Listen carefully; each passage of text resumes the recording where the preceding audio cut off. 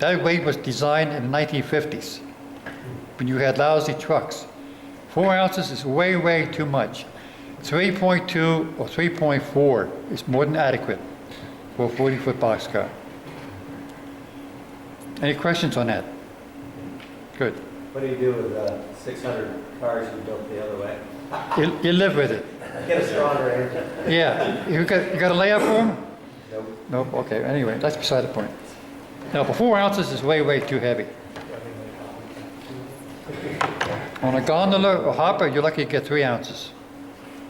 Okay, we backtracked again for the weight. Don't forget the weight before you glue it on. You don't want to take a thing apart. It's a mess. Okay, underframe, holes, trucks, couplers, detail parts. Now, in a basic resin kit, you get nice parts. Well, nice. Look at these ladders. Ew, they're gross. Way out of scale. I do not use the ladders that come with the kit because I can make my own or use Pt2 ladders. Pt2 makes nice ladders. Camera. Okay, focus. Camera. Nice ladders. Only one bad thing. They're for a PS1 10-foot 6-inch boxcar. They're 7-rung ladders. What do you do if you need an 8-rung ladder? You scratch build it. That's another topic. You know some railroads had 10-rung ladders? What railroad had a 10-rung ladder? Anybody know? N&W. Why? I don't know. But you had to scratch build that one for sure. Detail parts. Most of the parts you get with these resin kits, they use Pt2 parts for your brake system, which is okay. The running board, grab irons, and ladders I usually do not use. That's why I don't buy as many resin kits as the average guy. Because you may or you may not want to detail the car like I do. Then again, take this particular, this particular car, like I said, is going to become an X26C. Now, I have already built an X26C from a Sunshine kit. When the railroad rebuilt these cars, they did about 1,000 of them in 1945. In 1949, they made 500 X26Cs. The only difference is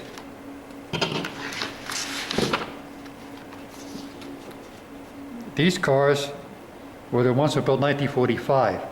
They have a diagonal panel roof and a Youngstown type door. 7-foot, by the way. The Pennsylvania used 7-foot doors in the early 40s. Ahead of other railroads. When the cars were rebuilt in 1949, they used a diagonal panel roof and a newer version of a Youngstown door, which comes with this kit. So I'm going to use this photo as a guide to make this model.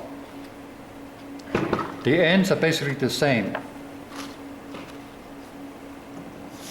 Good and detailed. Short. I must say F&C has gotten a lot better in 15 years. Should I mention this? Yes, I should. All these resin kits, somebody had to make a master to make the mold. Steve does his own masters. He's been doing this for a long time. Sunshine models usually have different guys making the masters for Lofton. Westerfield, I believe, has made masters and help with Randy Anderson and Byron Rose also has made masters for Westerfield. Okay, what's the next step? Detail, we're talking about detail parts. Okay. Like I mentioned,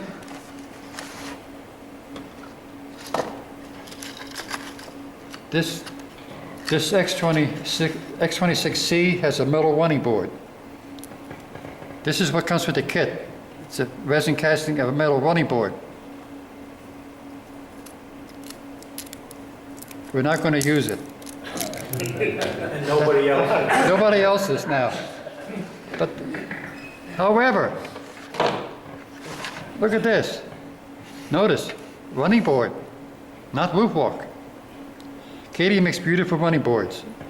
40 foot, 50 foot, that's what we use for the model. It's amazing. They actually have the cast on grab iron on the top lateral, which measures exactly 3/4 of an inch diameter. Is it Katie? Katie, yep. They sell running boards separate, brake wheels, and they sell grab irons.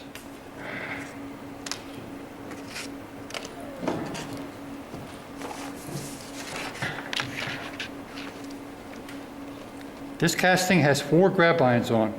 They measure exactly 3/4 of an inch in prototype size. Isn't that fantastic? It's fantastic how they make a mold for that. Also, steps. They give you steps with the model, but the resin, they're going to break off very easy. I use metal or plastic steps. These are A-line. Metal steps. The only problem is they're oversized. You have to reduce them in size with a motor tool.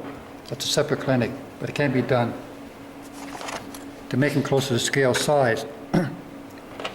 This particular model, I'll be using Detail Associates steps 6416. They're perfect for this kind of car. That first boxcar there has a different kind of step. It's what they call a double rung or double step. And Displays Hobbies makes these for these models. New York Central, called New York Central MDT double step boxcar. $4 for a package of 8. Fantastic. Anybody dealt with Displays Hobbies? Has anybody been to Displays Hobbies? Yeah, it's a good. Quite a hobby shop, isn't it? It sure is. That is a fantastic place. It's near Chicago, by the way. Okay, so your detail parts that I add, it's what you call enhancing the model. You can enhance the model if you want to match the prototype, or you can use what comes with the kit. Your choice. After you add the detail parts, ladders, grab irons, tack boards. Oh, by the way, speaking of tack boards, I happen to notice these cars, as built in the 40s, or they were built in the 20s, the high tack boards on the doors and ends, that's standard back then. Next page, they rebuilt some of these cars. They lowered the tack boards on the doors and the ends. They give you the re-weight date. This car was weighed February 1953. These cars were weighed 1949. So there's a difference when the car was shopped and weighed. They changed the tack boards. So depending on what year you model, depending on where you're going to have the tack boards, right? Right. Small item, but you know, if we're going to build accurate, let's be accurate. Right, John? Right. By the way, F and C. Where's my F and C? By the way, his instructions have gotten better. I saw a G22 he did at the Pennsy meet beginning in May, and he gave a talk on Pensy's G22s. His sheet's gotten better. He shows you photos of the car under construction and 4 or 5 prototype photos. I have to laugh at this. There's all castings, copyright Stephen Fernero. No reproduction of any portion by any means for commercial or personal use. Okay, I'll never put down his instructions, so I could reproduce them, right? Anyway, I had to laugh at that. Stephen puts that on his kit. By the way, Westerfield's instructions. You need a magnifying glass to read them.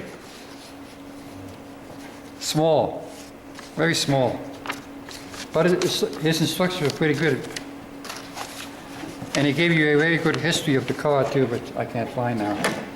Okay, detail parts. Like I said, it's up to you how far you want to go with detail parts. Any questions on that so far? Okay. Oh, well, how easy is it to drill resin? Very easy. Very, with about 80 drill, no problem. Very easy. It's softer than the old stuff. It's like most like plastic, really. I'm thinking more like the cross cutter, which is a bigger drill. They're very easy to drill this stuff. Of course, my own castings are a lot softer than that comes, regular kit, but it's still pretty soft to drill.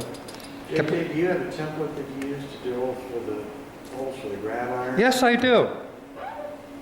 I was at an RPM meet, and this guy from Canada, Yarmouth Models, what's his name? Sold a little template for putting on the Pt2 grab irons. It's a little brass template with the holes exactly spaced perfect. It's a great idea, and it makes it a lot easier. Because you gotta get those holes lined up straight, the proper height, so forth, when you're in. It can be real tricky at times. Who makes that? Does he sell it? Yarmouth Models, Canada. Pierre Oliver's his name.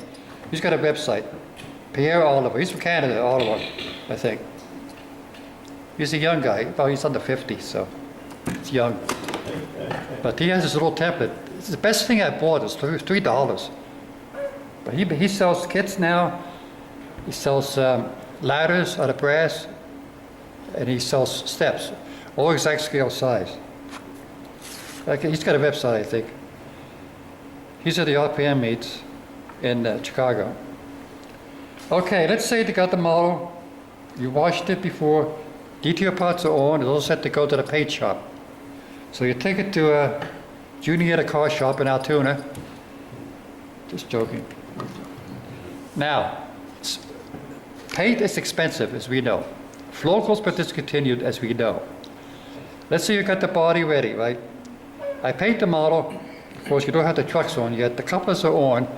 I put masking tape on the coupler knuckle. You don't want to paint that. Do you prime it first? Or? No. No.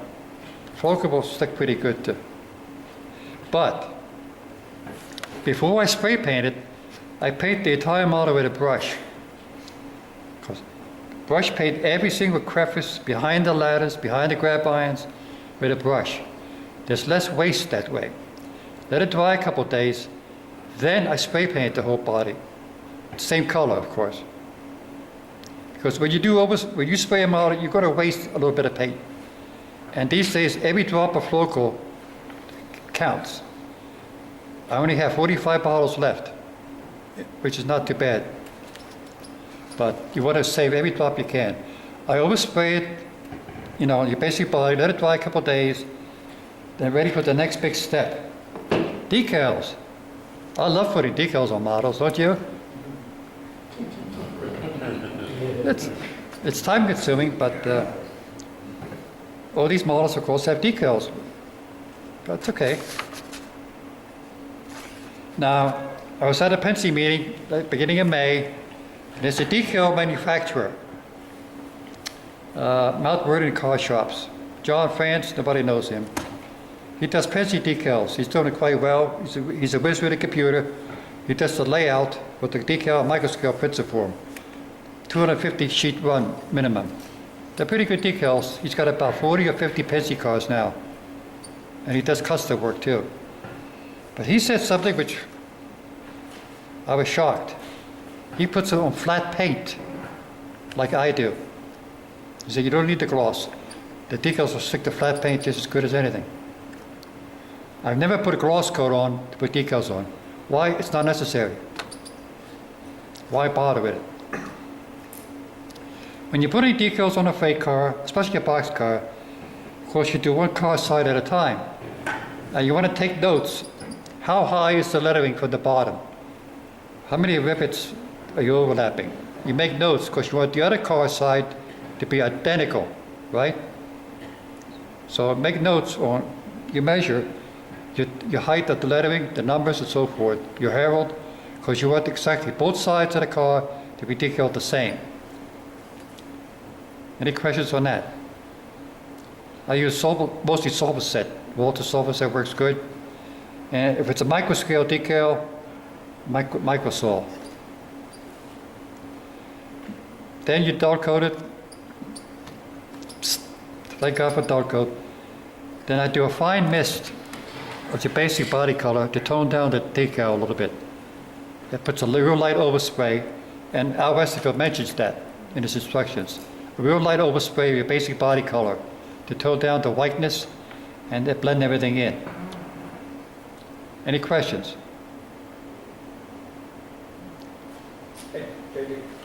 When you're laying out decals, do you actually mark the car in some way so that you're positioning the decal correctly? No. You just measure? Yeah, you go by the prototype photo, of course, and sometimes I have a diagram which will show you, prototype diagrams, lettering will show you the height that you could have set it at. Because sometimes you don't have that though. But you could, what I do a lot of times, if I can see a flat photo, like this is taken right on, I'll make a reproduction photo, actual HO size of the car. So you have a closer idea exactly what HO is going to be as far as distance between different things. In most cases, your numbers are 7-inch, your DT&I looks like it's 9-inch.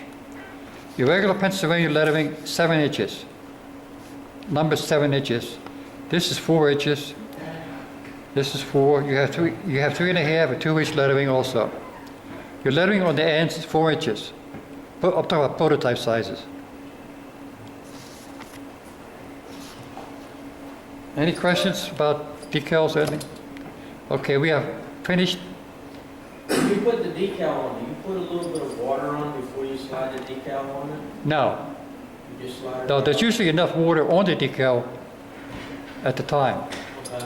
If I use the tissue paper sometimes to get excess water, you let it set a little bit, then put one solution of decal setting solution. You must let it dry before you put the next layer on. You don't want to mess with the decal once you put the setting solution on. In other words, you got to have it exactly where you want it. Now, anybody ever use dry transfers? You know what they are. You press on, you sort of have to figure it, press down on it. It's a challenge. And I made a PMI kit car. I had champ decals from 1950, PMI kit. I said, all right, guess what? They were a little bit off. The size was, because I had a lettering diagram for PMI kit book, which shows you the size of the lettering and the spacing of it. But the champ decals were wrong a little bit. That's not unusual. When champ decals were made, they were good at the time. That's all you could get. But as things improve. CDS dry transfers used to be in Canada, was sold to a guy in Idaho. Ozark Miniatures bought CDS dry transfers. They were online. Ozark Miniatures or CDS. Those PMI kit dry transfers were exactly the right size. Right on. So it's another source for lettering. Okay, the clinic has commenced. The end. You can come look at this stuff if you would like. Hey, JJ, can you, getting off the topic, but on the topic of RPM, can you talk a little bit about why your preference is to build those cars, the way you build them, the details that you put into them, rather than spending probably the same amount of money to buy a car made by little hands in China? Or like a brass weight car? Anybody bought you used to sell brass weight cars years ago, $50, $60. This is a lot of the time. The grab irons were too big. And you had to paint the thing anyway, because they come in unpainted brass. And that was worth the money to me. So we reach a stage now that you have the most accurate cars and you can add parts. They match the prototype photo. And believe me, you go to RPM meets, Chuck Davis is here. These other people are doing the same thing I'm doing. So prototype modeling is really catching on all over the country. By the way, in September there's going to be an RPM meet in Virginia, in Fredericksburg. So if you've never been to an RPM meet, Chuck Davis is going now to quite a few. Chuck has been to Cocoa Beach and Malvern, Pennsylvania a couple of times.